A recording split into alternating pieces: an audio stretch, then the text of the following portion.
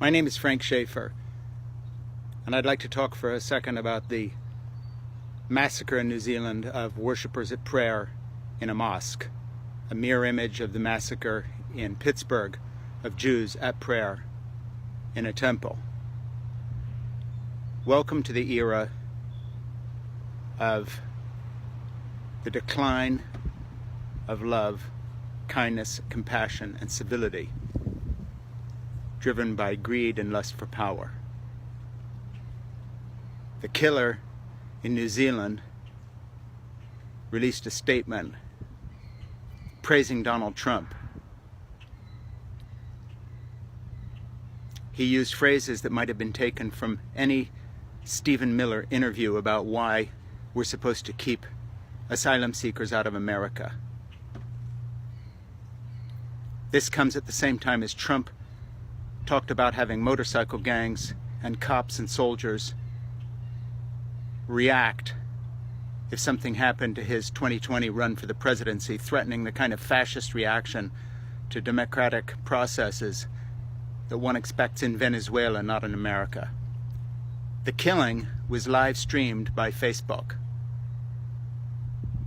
Think about that. And it took the New Zealand police to get in touch with them saying, please don't live stream a mass murder as it's happening, for them to take it down. These are companies that pride themselves on a tech genius and algorithms to invade our privacy, but are unable to discern between loved ones sharing pictures and mass murder being live streamed.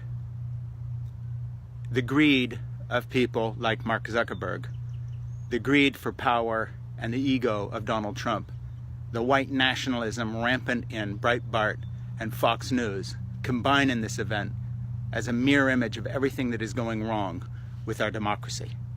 It is time to overthrow these greed and ego merchants.